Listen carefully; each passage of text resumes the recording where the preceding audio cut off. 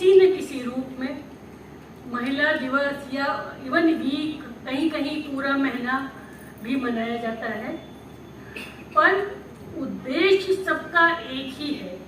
अलग अलग तरहों से भी मनाते हैं, पर उद्देश्य सबका एक है। ये लैंगिक जेंडर इनइक्वालिटी मस्ट गो।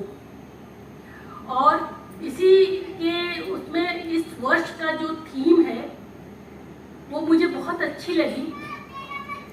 कल के स्थायित्व के लिए आज लैंगिक समानता बहुत आवश्यक है।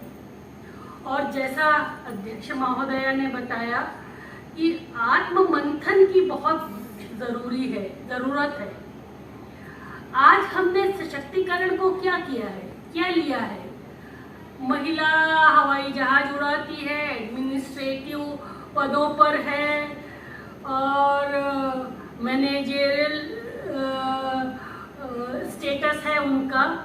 इसको हमने सशक्तिकरण मान लिया। It could be A part of the total empowerment, but it could not be A total सशक्तिकरण जिसको हम कहते हैं।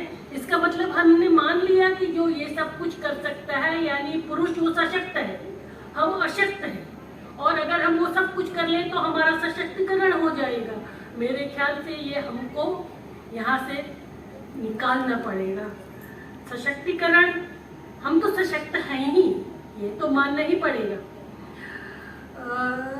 पर हम स्वयं अपने आप को अशक्त मानकर बैठे हैं।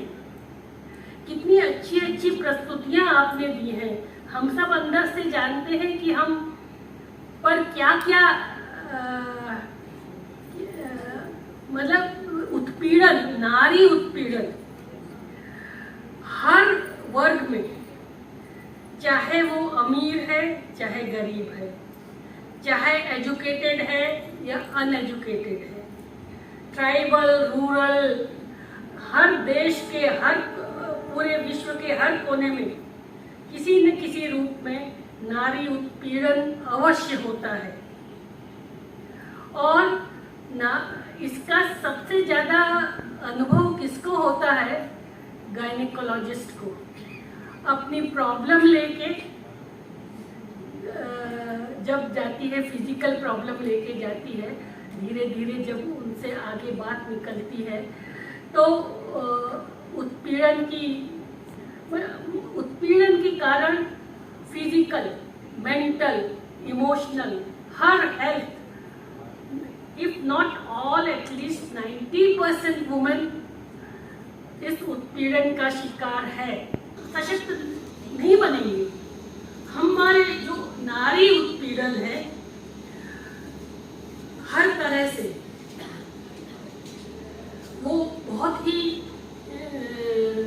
इम्पॉर्टेंट प्रॉब्लम है मुझको लगता है। और एक खुशखबरी मैं आपको बताती हूँ कि federation of obstetrics and gynaec societies of India ने धीरा करके एक प्रोजेक्ट निकाला है, और जिसका मतलब है करेज।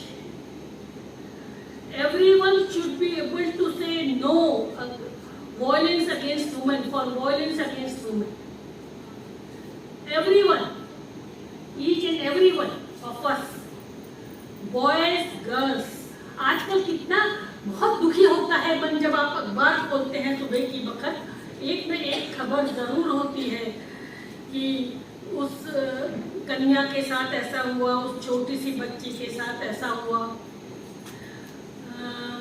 तो उस जो धीरा नाम का जो ये प्रोजेक्ट है, उसमें उन्होंने इसको कई पार्ट्स में लाना है उनको, पर अभी उन्होंने साउथ के कुछ स्कूल्स में शुरू भी कर दिया। ये मानना है कि हमको इसको एडोलेसेंट एज ग्रुप के दिमाग में डालना है, बॉयज एंड गर्ल्स को, क्योंकि उस ग्रोइंग माइंड में अगर कोई चीज पड़ी तो it will have a sort of a permanent impact.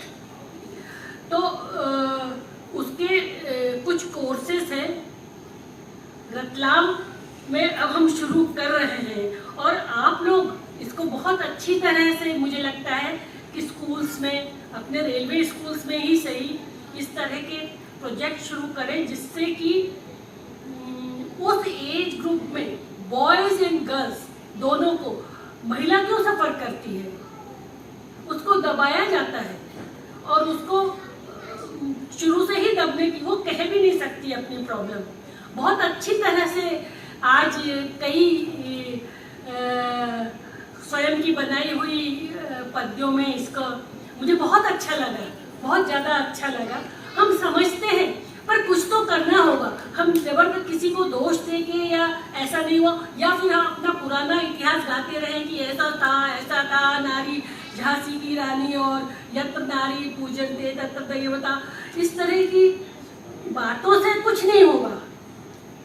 हमें स्वयं सोच के आत्ममंथन, आपका बहुत सही मुझको लगा, आत्ममंथन करके कम से कम।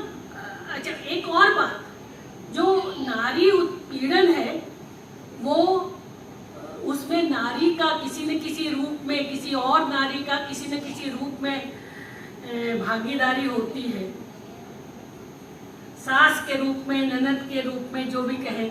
वो बता रही थी ना कि शादी होगी, जाऊंगी उस घर में, कभी अपनापन नहीं मिला।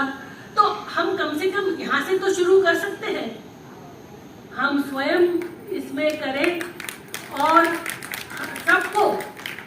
सब अगर एक ये पॉइंट लेकर भी चलें कि हम आज से देखेंगे कि हमारी बहू को बिल्कुल बेटी का रूप मिले, बेटी के समान उसको अपना ससुराल